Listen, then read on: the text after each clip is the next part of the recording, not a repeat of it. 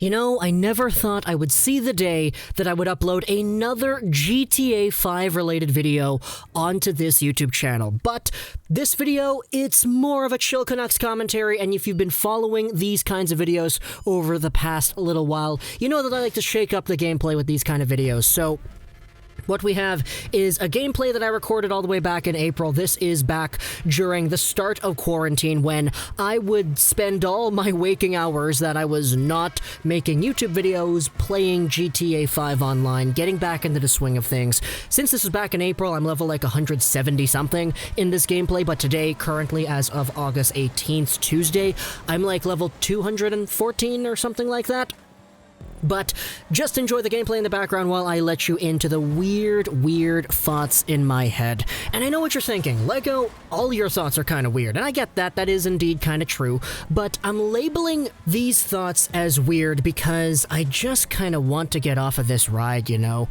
Now, this video's title and the thumbnail, they both allude to 2011 in some way. I don't really know how exactly I'm going to relate the two, but regardless, there is a weird amount of energy within me that has been bringing up the parallels between now and 2011, and I'm gonna say that the way that I've been bringing up these kind of fun facts and trivia moments and parallel lines, it may have just manifested the worst kind of energy out there. Now, I'm not going to be the one to say that I believe in all the spiritual, oh, if you say the Canucks are going to get a shutout, then they're not going to get a shutout kind of stuff. That's not normally what I like to do here, but I can't get out of my head just how the series against the St. Louis Blues has turned out. And you could say, oh, this is Lego actually going insane once the Vancouver Canucks actually find success into the playoffs. And yeah, maybe that's it. Maybe that is it. And I know I'm the guy who said that the Vancouver Canucks were going to get swept after Game 1 of the Minnesota Wild Series. And I get that. I totally understand if you don't want to believe what I'm talking about here because I said that. However, I will say that my own personal opinions in that moment, I'm not going to disregard those. The Canucks played horribly in Game 1, and that was how I felt. But now with the St. Louis Blues series, it's really starting to bite me in the behind. All the stuff that I've been saying to hype up my own team and to get myself feeling good about my own team, and all the stuff that's gotten you super excited as well. I know Clay Emu made a video earlier today, which I'll leave a link to in the description, talking about how the Vancouver Canucks series against St. Louis essentially is a best 2 out of 3 at the moment. And if you would have asked any Canucks fan at the beginning of the season, hey, by the time the playoffs roll around, would you want to be tied 2-2 with the Stanley Cup champions, you would have probably said yes. And Clay is absolutely right when he talks about that. Absolutely right. This is a good thing that the Vancouver Canucks are in this position. But all the context around it does not make me feel great at all. I've been the guy who talked about how, oh, Tanev's overtime goal against the Minnesota Wild was 11 seconds in. You remember the last time the Canucks scored an overtime goal in the playoffs? It was Alex Burrows 11 seconds in against Boston. When the Vancouver Canucks went up 1-0 against the Blues, I was the guy who made all those statements. You know, the last time the Canucks had a lead in the playoffs, that was 2011, Game 5, Stanley Cup Finals. They ended up losing, I get that, but still, in 2012, they didn't have a lead. In 2013, they never had a lead. In 2015, they never had a lead in the series. They tied it, that was it. And then, when they went up 2-0, I was the guy who was like, you know, the last time the Canucks were up 2-0 in a playoff series, they ended up losing. And now, that exact same template is following through from the Boston series to the St. Louis series.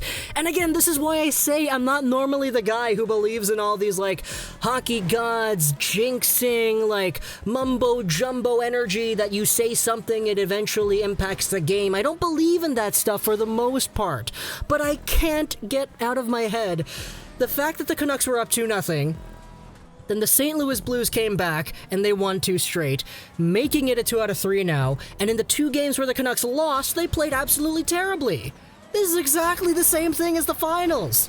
Now granted, I get that the Canucks wins in the finals in games 1 and 2 were sort of different from game 1 and 2 of the Blues series. They kind of won by a lot in game 1, they won in overtime in game 2. Hey, there's another parallel! Overtime, man! Oh my goodness! You see what I mean? Because I'm in this weird state of mind where I'm so conditioned into thinking the Canucks are gonna lose now because of how poorly they played in game 4, this is what I'm doing. I'm picking out all the small little things that align with 2011, and I'm using it in my own tunnel vision perspective to say, okay, this is why they're going to lose. Or not necessarily this is why they're going to lose, but here is a parallel to a similar situation that happened in the past when they did lose. I think maybe the biggest conclusion we have here is that I'm kind of going crazy just thinking about this hockey team. Oh, man. You know, ultimately, it's a good thing. Ultimately, it's a very good thing that I'm so divulged into thinking about this team and caring about this team more than I ever have before. Because we know that this team can be so good. It's what we talked about in a video earlier in the month talking about why I'm so hard on my favorite hockey team. We know the Canucks can play well. And we know that, you know, they do have their own strategies. They have their own formulas. But in Game 4, we saw the champions, the St. Louis Blues, coming out over here and proving to us that they know how to combat the Canucks' good systems. They shut down everything on the power play. 0 for 7 or 0 for 6 or however many power plays the Canucks got. They didn't score, pretty much. That's it. And the Blues outplayed the Canucks.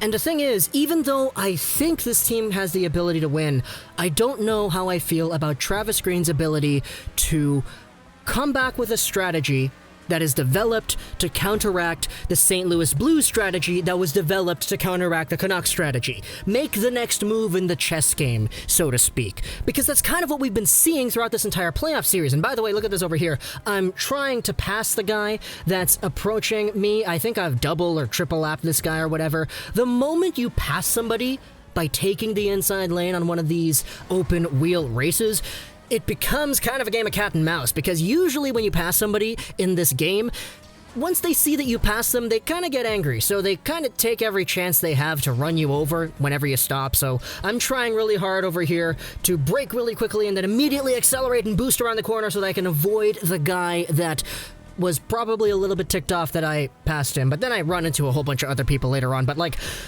oh man. This team, such a good thing that we have over here, where we actually have debatable talking points as to whether or not it's a good thing or a bad thing. Now, do I still stand by my own statement in yesterday's video and in yesterday's pregame hype stream that the winner of Game 4 is going to win the series? You know, just the way the Blues played, I think it's more likely than not. That's just my own personal opinion. Obviously, do I want this team to win? Yes. Do I want this team to go all the way to the finals? Yes. Will I still support this team even if they lose? Yes. But I don't know, as a rational hockey fan, if I can look at games 3 and 4 and say that the St. Louis Blues are poised to losing the next 2 out of 3 games, because it just feels like the champions are back. And I get that there's no real use debating in my head as to who's gonna win or whatever, and I don't really think it's healthy to go back and forth just thinking about this team. So I think after this video I'm gonna put away all the Canucks knowledge and just start thinking about other stuff, maybe play some Fall Guys or whatever. But man, I just don't know how to feel. Again, it feels great to be here, but it's really starting to stress me out as a Canucks fan, man. And I know it's easy to go over in the comments and say, Lego, calm down, just have hope, the Canucks can win. And I get it, I know, they have the ability to win, they're good enough to do so. We saw that in games 1 and 2.